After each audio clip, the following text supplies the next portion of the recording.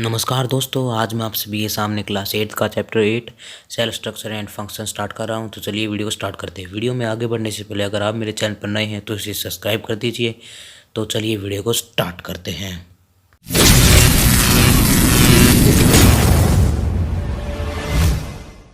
तो सबसे पहले मैं आपको बताता हूँ कि सेल की डेफिनेशन क्या होती है। सेल क्या होता है कि सेल एक सबसे छोटी यूनिट है। हमारी जो बॉडी है वह सेल से मिलकर बनी हुई है। तो हमारी जो बॉडी की जो सबसे बेसिक यूनिट है वह सेल है। हम लाइफ में जो भी फंक्शन करते हैं वह भी सेल की हेल्प से करते हैं, तो इसे हम सेल कहते हैं। तो जो हमारी जो बॉडी है उसकी बेसिक यूनिट भी सेल है, और हम जो फंक्शन करते हैं वो वह भी सेल, जो फंक्शन करते हैं उसमें भी सेल हेल्प करता है। और हमारी जो बॉडी का स्ट्रक्चर है उसमें भी सेल का ही रोल होता है, तो इसे हम सेल कहते हैं। तो इसकी आप डेफिनेशन लिखेंगे, a cell is the smallest unit that is capable of performing life function. ये सेल एक ऐसी यूनिट है, सेल ऐसी सबसे छोटी यूनिट है जो हम लाइफ में, हम डे टू डे लाइफ में जो भी फंक्शन करते हैं उन सभी में हेल्प करती है, उन सभी को करने में सहायता करती है। तो उसे हम सेल कहते हैं। तो इसकी डेफिनेशन मैं आपको रीड करके दिखाता हूँ। A cell is the smallest unit that is capable of performing life function. तो ये इसकी डेफिनेशन है। So these are called cell. तो दोस्तों अब मैं आपको नेक्स्ट बताता हूँ कि सेल की डिस्कवरी कैसे हुई थी। तो अब उसके बाद नेक्स्ट क्या है, डिस्कवरी ऑफ सेल। तो जो सेल की डिस्कवरी है वह रॉबर्ट हुक ने की थी 1665 में। यहाँ पर 1965 लिखा है, ये गलती से लिख दिया था। तो इसकी डिस्कवरी हुई थी 1665 में। ये कैसे हुई थी कि जब रॉबर्ट हुक है उन्होंने एक एक ट्रीज़ है एक ट्री एक कोर्क ट्री की जो लेयर होती है वहाँ पर उन्होंने ये जो नीचे ब्लैक सा स्ट्रक्चर दिखाया और उस पर ये कपड़े जैसा ये छिद्र है ना, ये इनको ऐसा कुछ स्ट्रक्चर देखा। और जब इन्होंने इस स्ट्रक्चर को देखा, जब उन्होंने इस स्ट्रक्चर को नज़दीकी से ध्यान से देखा तो उन्होंने इस स्ट्रक्चर को हनीकॉम्ब, उन्होंने जैसे कि शहद की जो लेयर होती है उस तरह का स्ट्रक्चर देखा। उन्होंने इस तरह का कुछ फॉर्म सी देखी।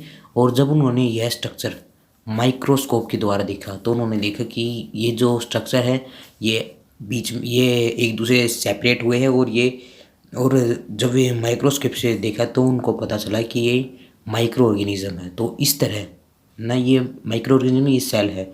तो इस तरह सेल की डिस्कवरी हुई थी। तो इसकी जो डेफिनेशन In वो आप क्या लिखिए। 1665, Robert Hooke observed slice of coke from the bark of a tree under a simple magnifying glass.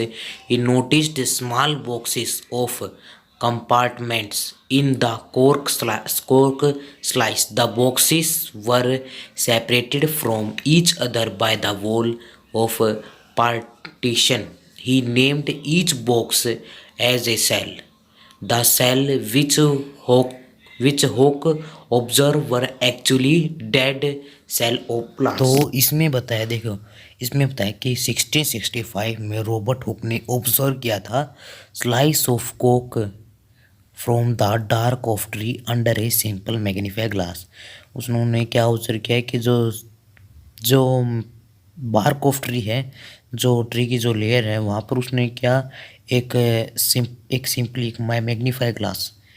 Magnify glass से उसको ध्यान से देखा, वो जो स्ट्रक्चर था। तो उन्होंने क्या नोटिस किया है कि एक स्मॉल बॉक्सेस और compartment in the Coke slice. उन्होंने कुछ छोटे छोटे बॉक्सेस देखे। The boxes were separated. उन्होंने कहा कि जो बॉक्सेस है ये एक दूसरे से सेपरेट हुए हुए हैं। सेपरेट मतलब एक दूसरे से सेपरेट है बाय द वॉल और पार्टीशन, जैसे कि कोई दीवार हो उसकी तरह। और he named each box as a cell. और इस तरह फिर उन्होंने हर एक बॉक्स का नाम सेल रखा उन्होंने। तो इस तरह सेल का जो सेल नाम का शब्द है उसकी डिस्कवरी हुई थी।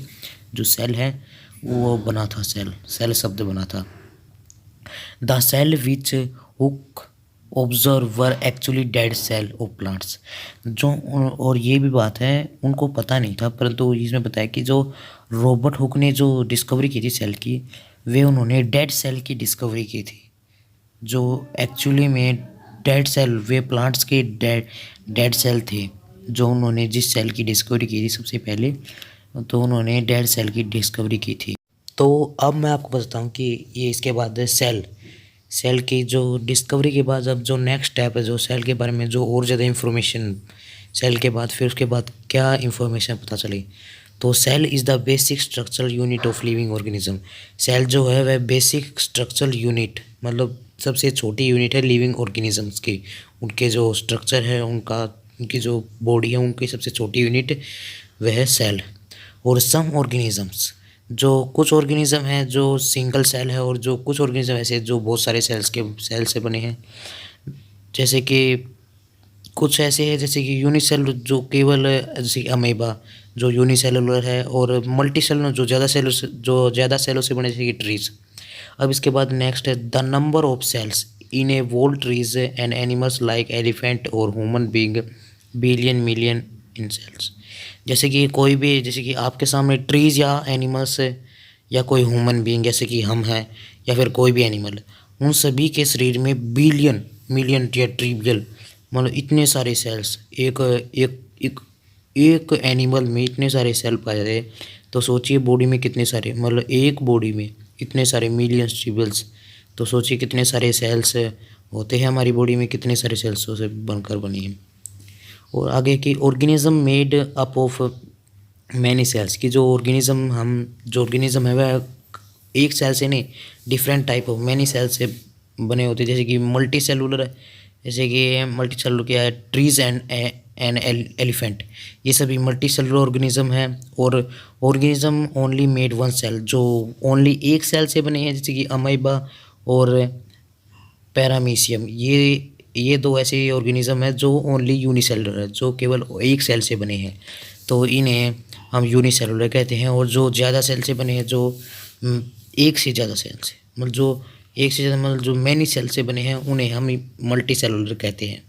तो इसकी आप डेफिनेशन क्या लिखेंगे ये आपके सामने दिखा है। Cell are the basic structural